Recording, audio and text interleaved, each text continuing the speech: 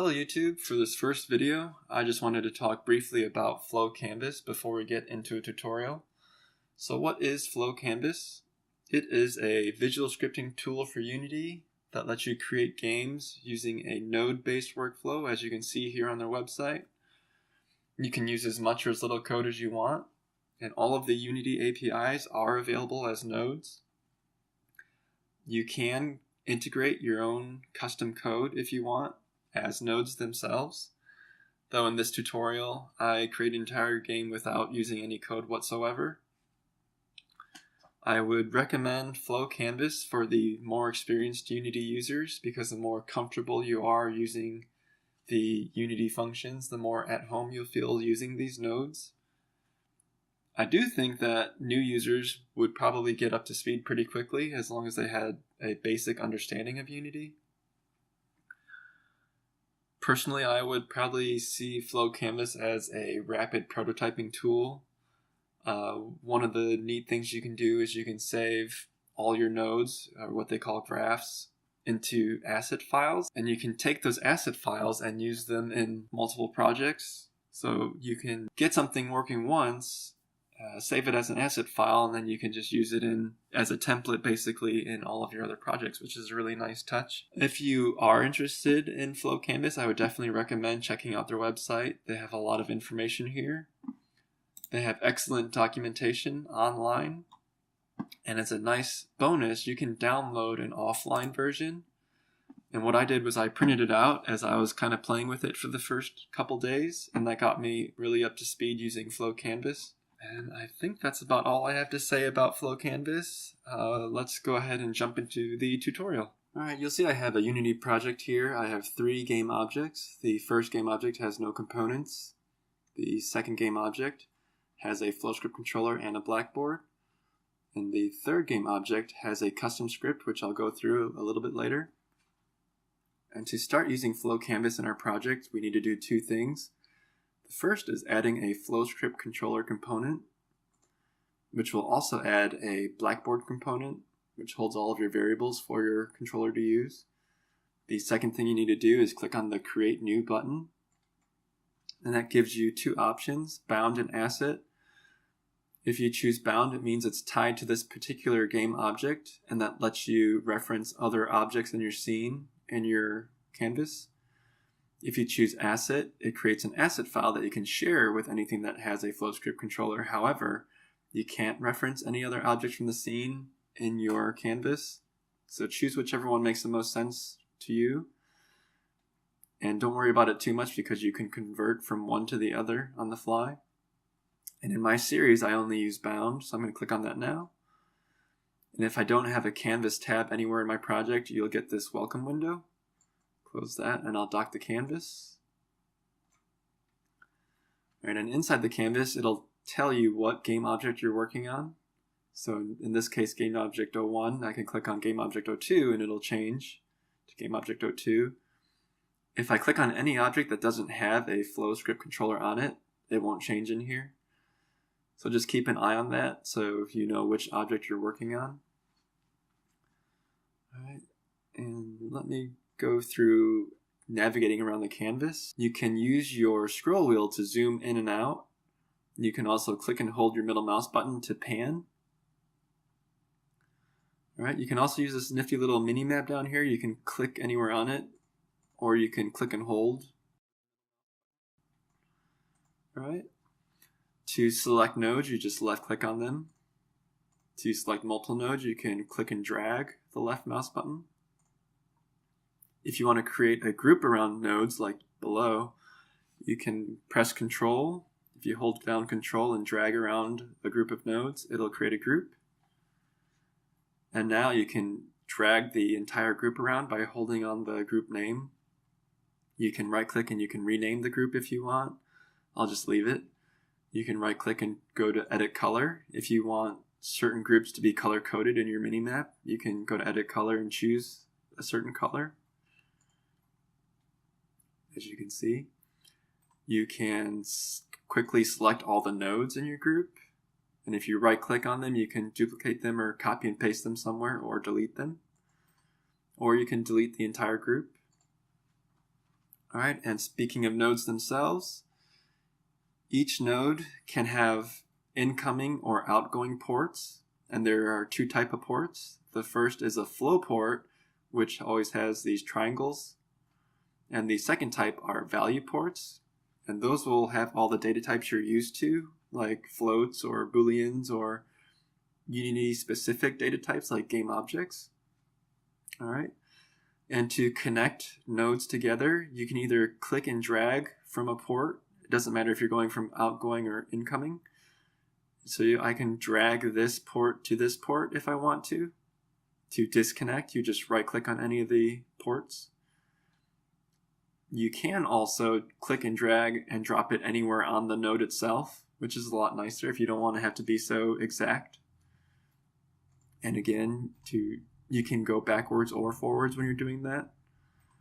And the same works with value. I can click and drag onto that node and then click and drag onto this node. All right. However, if I drag from one value port to a node that has multiple value ports and drop, I'll get options of which specific value port I want to connect to. So that's a really nice feature. Some quick rules about flow ports is you can only have one outgoing flow from a port. So this flow can connect to this node, but I can't drag another one out from there. But you can have multiple nodes connect to a single node from a flow port. So I can drag one flow port here, and then I can drag another flow port here. So incoming flow ports can have multiple connections. Outgoing can only have one. As for value ports, I can drag from an outgoing value port as many times as I want, like so. But I can't have multiple values going into a single incoming port. So I can connect horizontal, but it won't let me connect vertical to this port. All right. So those are some quick, simple rules for that. Let me go ahead and connect these together.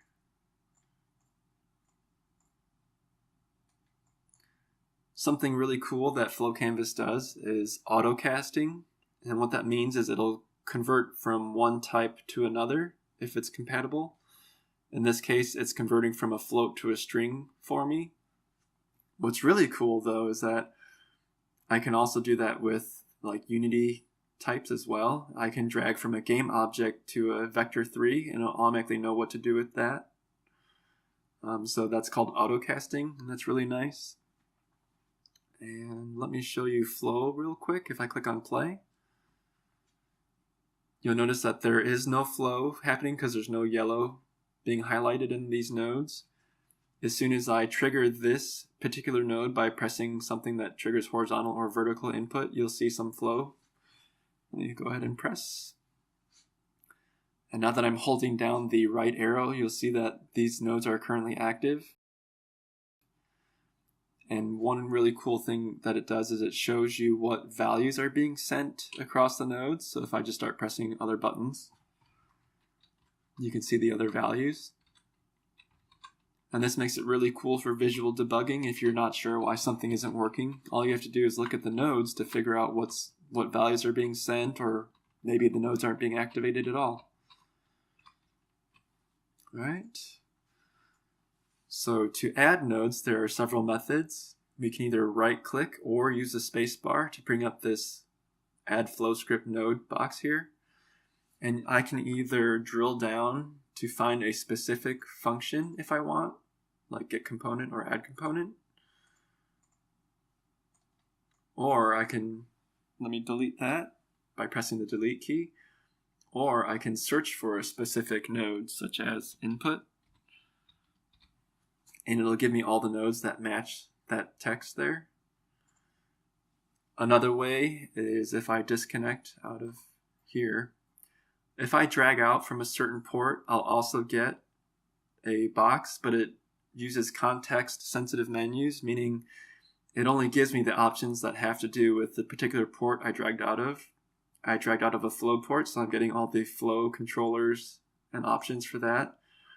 If I drag out of a float port instead, you'll see float, and these are all the things that I can do with the particular float data type. That also works for Unity specific types. This is a game object type. If I drag out of there and go to game object, I'll get all the things that I can do with the game object data type.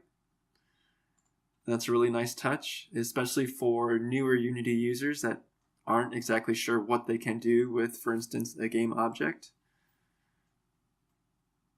All right, and if I do select something, it'll automatically connect it for you as well. So if you know exactly what you want to do, it'll save you just the step of connecting them together. All right, let me right click and delete. Another way you can add nodes is you can actually drag items from the scene. So for instance, I can drag GameObject03 in here and use that as a node. Or I can drag GameObject03 in here, and let's say I want to get something specific like the transform and the position. So that's something really nice you can do. So those are all the ways you can add nodes. And let me show you something really important also, which I almost forgot. If I go ahead and take GameObject01,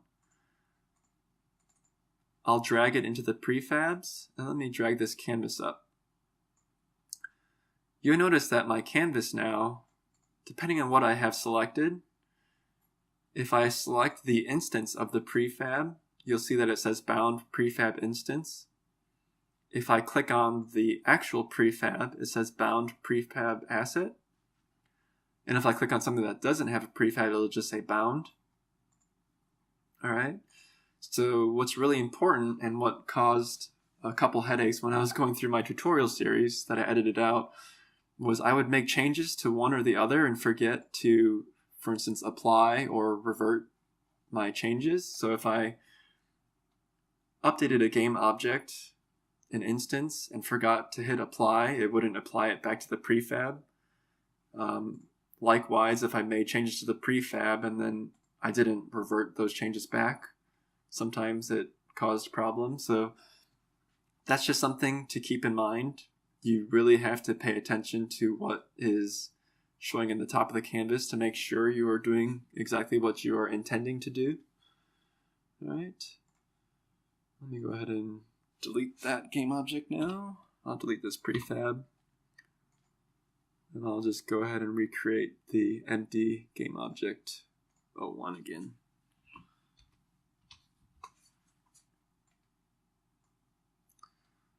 All right.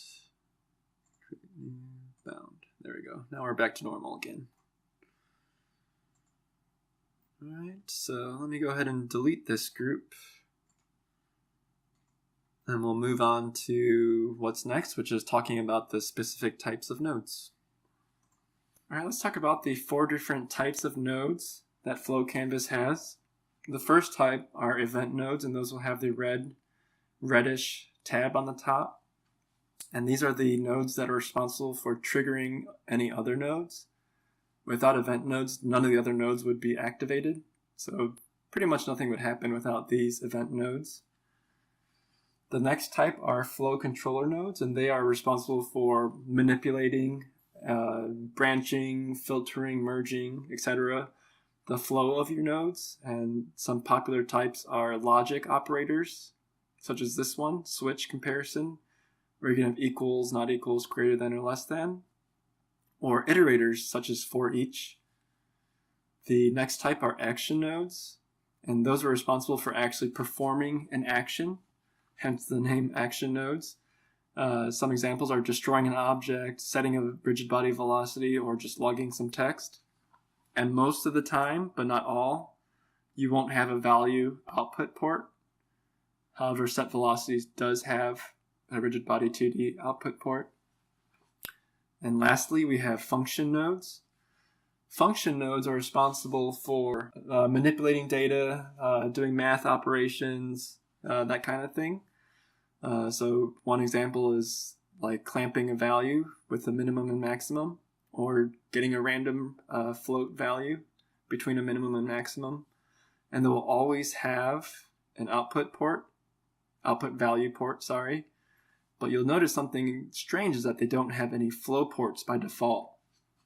We can, however, add flow ports by clicking on the node and then clicking on the callable checkbox, and now you'll be able to use it just like any other node, which is kind of neat. All right, so those are the 4 node types. Let's go ahead and start talking about variables next. All right, so I'm going to add a variable up here by clicking on Add Variable. And if I wanted to add, say, an integer, I could look for integer and select it. And to delete a variable, I just click on this little button here and go to Delete Variable. Or I could go to New and System to get to the basic data types and choose integer like that. But I can also add other data types, such as if I go to New and Unity Engine, now I have all the things that have to do with Unity, such as a game object. And when you add a variable, you can give it a name, and you can start it off with a value. So I'll just leave it named as my integer, and I'll just give it a value of 5. And to use these variables in your canvas, you can drag them out using these 3 lines on the side. So if I drag, I can choose to either get or set the value. I'll just go ahead and choose get for now. And when you are using variables in the canvas, you'll see a $sign.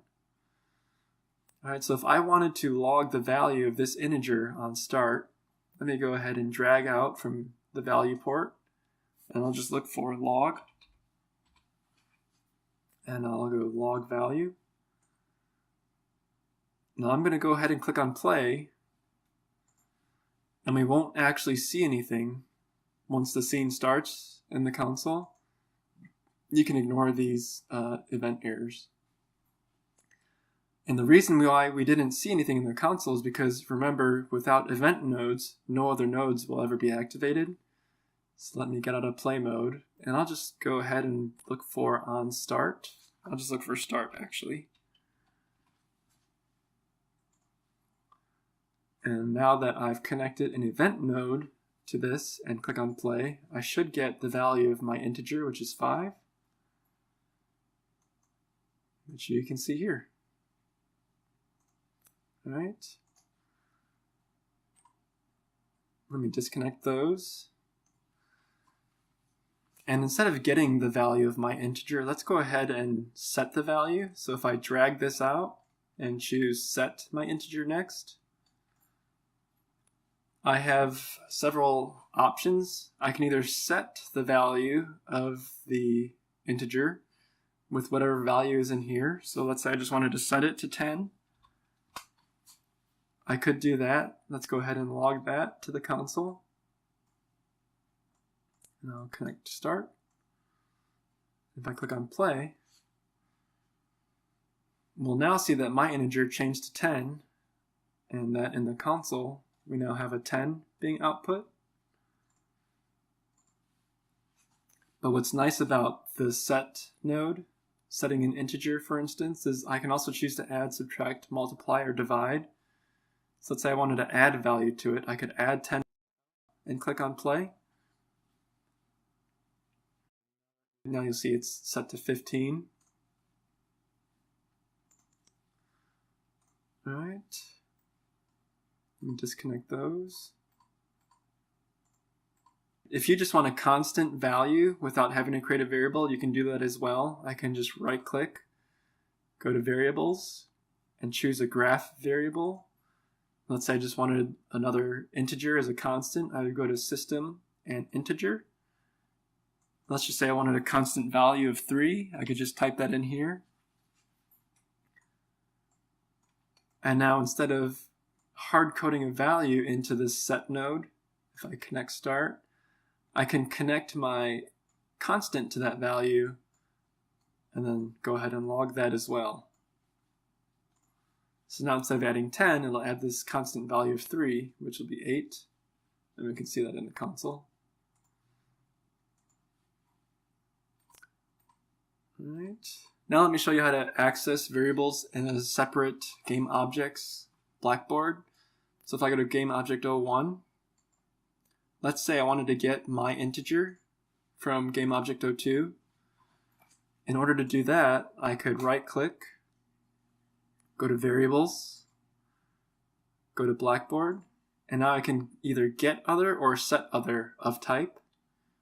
So let's just go ahead and get it first. If I choose get other of type, I have to choose what type I want to get. In this case, it's an integer. All right, and for the Blackboard, it wants to know which game object I want to use. So something cool I can do with Canvas is I can actually drag GameObject02 into this canvas, even though it's GameObject01's canvas. And I can choose to make a variable. All right, and now I can just drag GameObject to this Blackboard. Again, there's that neat little auto casting feature. And now I have to tell it what the name of the variable is. If I go back to GameObject02, I'll just Control-C to copy. I'll go back to GameObject01, and I'll Control-V to paste. And now I have that value. Let's go ahead and log that out. I'll look for log.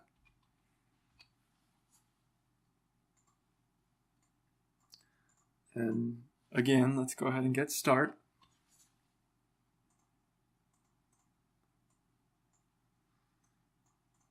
All right, so all this is going to do is get the value of my integer from GameObject02 and log it to the console. And as a reminder, it's going to be a value of 5. So let's go ahead and click on play.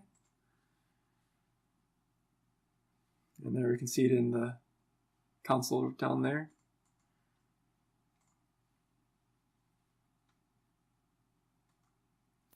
All right, let's choose clear on play, otherwise we're going to start getting too many things here. And just like get other of type, we can also set other of type. So let's go ahead and right click, go to Variables, Blackboard, and set other of type. And again, we want to set an integer. So let's go to System, Integer. And remember, out of a value port, I can connect multiple things. So I'll just go ahead and drag this same game object into the Blackboard. And for variable, I'll just use Control-V. And for value, we can either set it or add, subtract, multiply, or divide. Let's just go ahead and add 6. All right. Let me disconnect those, and I'll just log the value out there. Connect this, and connect this.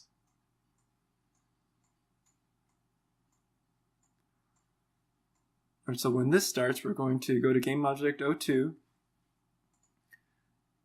see this my integer variable, value of 5, and we're just going to add 6 to that number, and then we're going to go ahead and log it. All right, so let's go ahead and click on play. Go to console, and there's the 11 that we're looking for. All right. And now there is one very special type of Blackboard. Let me go ahead and I'm going to remove this component, and I'm going to delete this bound graph. And actually I'll delete this, I'll remove this component as well. If I add something called a global Blackboard, what that does is it gives me the ability to have don't destroy on load on this game object. And now if I go through and add a FlowScript controller, it will not create another Blackboard by default because we already have this global Blackboard. So let's go ahead and click on Create New and Bound. And now GameObject01 has the canvas again. But this time if I add variables, I'm adding it to this global Blackboard. Let me go ahead and add something here. We'll just stick with integer. And I'll call this global int. I'll just give it a starting value. Let's not use 5 again. Let's use 59. All right, now let's go to GameObject02. Let's say I wanted to access this global integer from GameObject02. You saw how many steps it took before, but let's see how easy it is to use the global blackboard. So now if I right-click and go to Variables and Blackboard, instead of going through Getting Other or Setting Other of Type, I just have to go to GameObject01BB, which is the global blackboard's name. And now I can easily go to Set or Get global int. So if I choose Get, let's also go ahead and go to Set.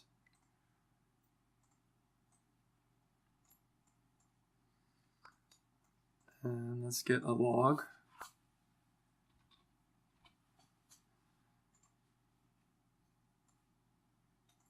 Click on play. Should get a 59 in the console. There it is. And set works just like any other set. I can add, subtract, multiply. Let's subtract 20.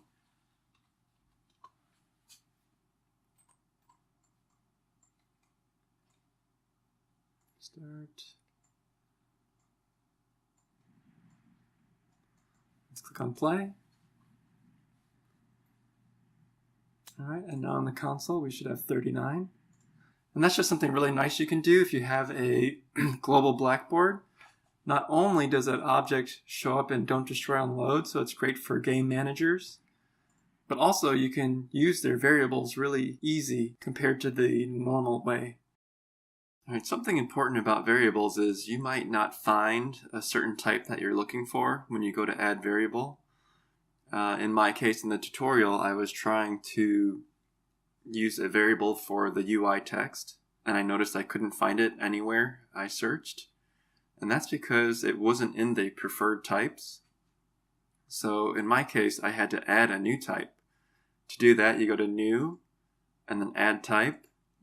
And in here is a list of all the preferred types that are in there by default.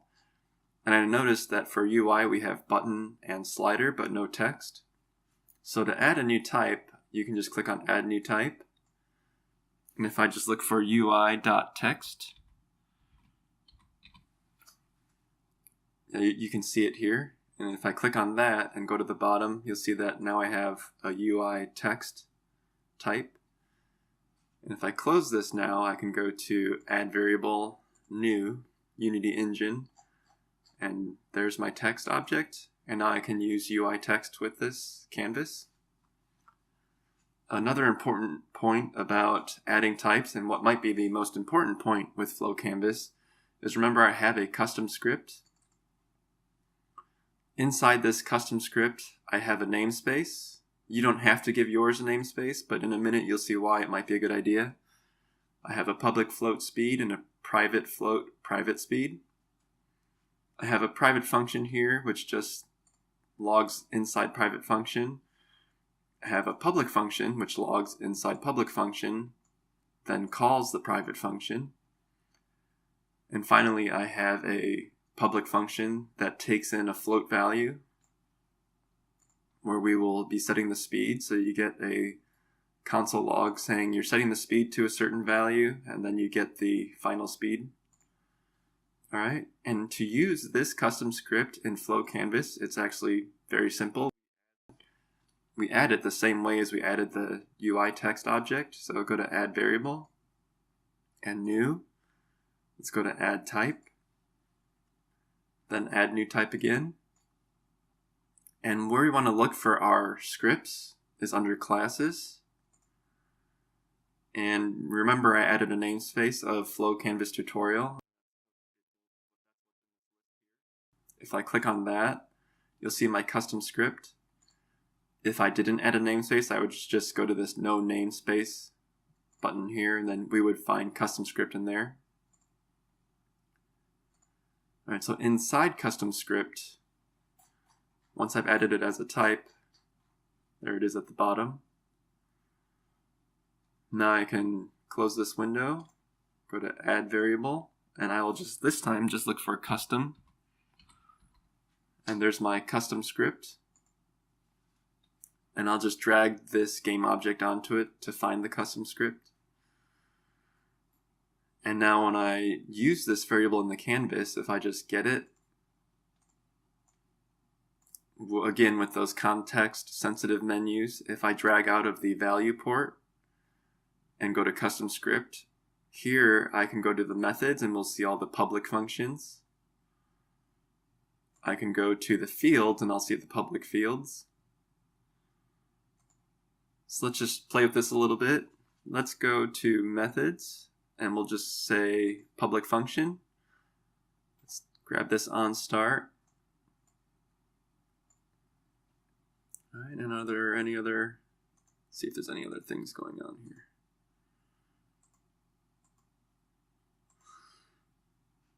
All right. So if I click on play,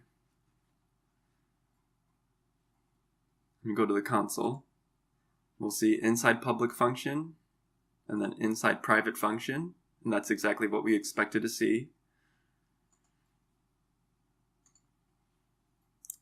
If let me disconnect this,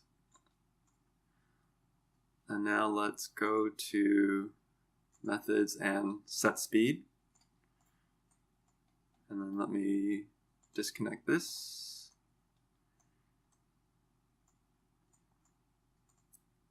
Let's delete this node. And let's just set the new speed. It's currently, if we go to GameObject03, it's currently set to 2. Let's set the new speed to 5. And now when this function runs, we should see a log statement saying setting speed to 5, and then we should just see a 5 in the console. Let's go ahead and hit play.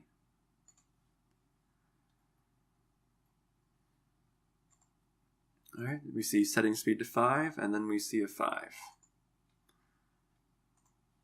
All right, and I know these are very simple examples, but I wanted to show you that you can integrate your own scripts into FlowCanvas and use it just like any other node. I think this is one of the things that makes it a very powerful tool. Even though we don't do that in this tutorial because my series is a no scripting series, this is something so important I wanted to make sure I showed you guys that. All right.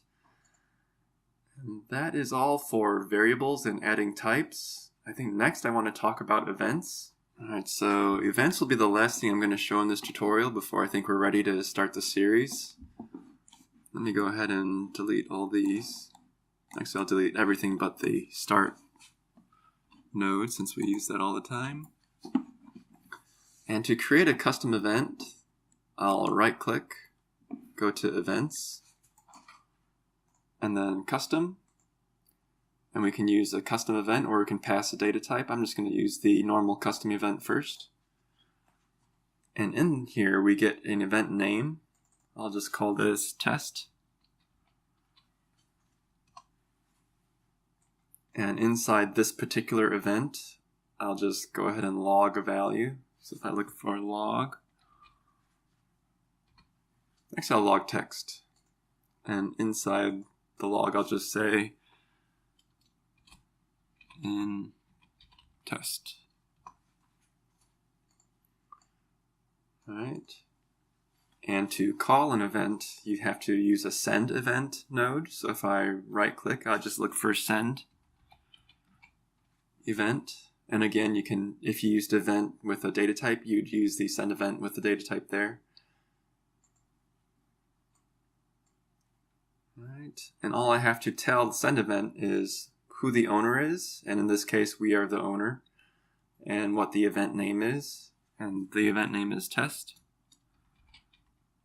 Oops. Now something you'll notice here is if I connect it to start and then hit play,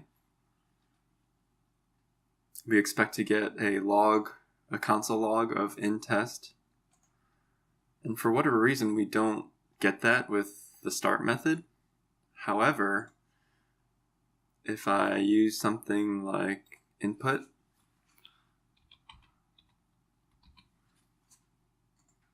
And fire 1 happens to be the left mouse button, so I'll use that. And now I click play. And you'll see that if I click on the mouse button, you'll see it firing in the canvas below. And you can also see it in the console. So that's something to keep in mind if you do create events and hook them up to start. They may not function the way you want them to. So what do I use events for? Well, in the tutorial, I actually use it for button presses on the UI. So in the UI, I will define an event name. In the UI on click, I will define the event name for the button to go to. And that's how I can trigger certain things to happen. You can also call events from other game objects.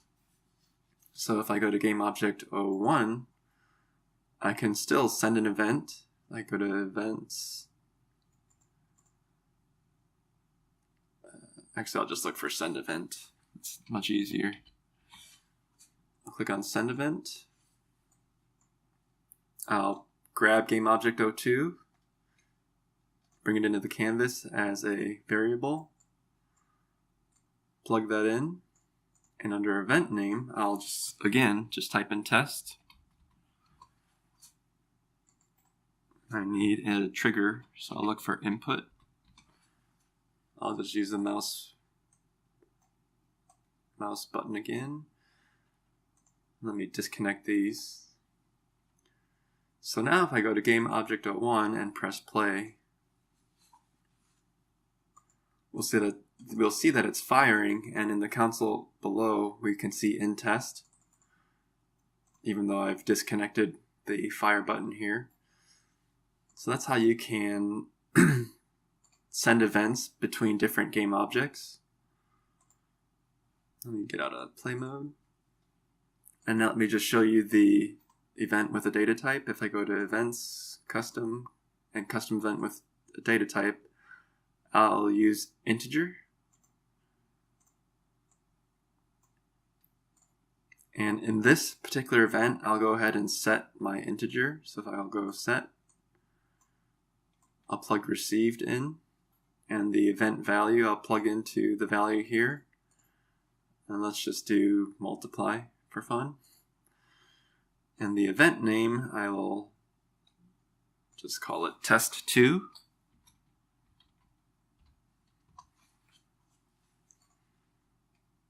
Right. And then actually let's disconnect here and log this out. So if I go back to game object 01, I'll look for send event with the data type. Disconnect these. Now I'll connect these. And the event name is test2. And for the event value, let's just go ahead and create a quick constant graph variable of integer. I'll just give it a value of 2.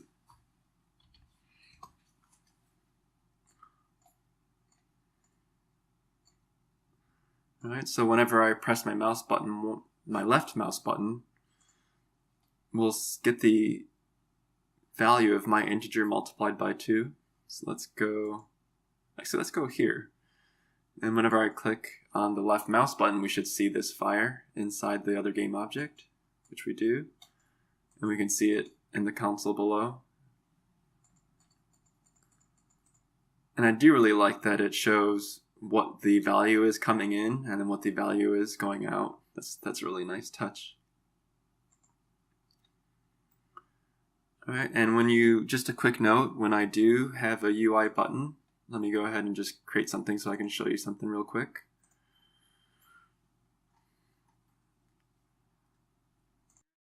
And I'll drag in game object 02.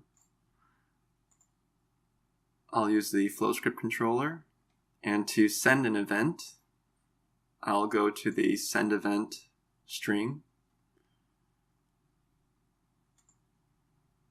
and I can just type in test. And now let's disconnect these and just plug these into here. Actually, I can't plug that one in. Disconnect these.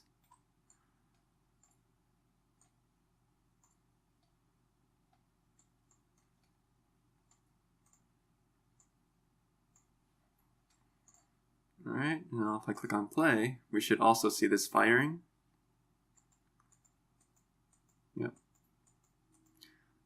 What I didn't find, though, was I couldn't use the send event with the data type. And I'm not sure why it's not available, but that's just something I wanted to show. That's how I use it throughout my tutorial. Alright, so that's all I wanted to show you for this first tutorial. Hopefully you are more comfortable using FlowCanvas now. And I think we're ready to just dive right in, so let's get started.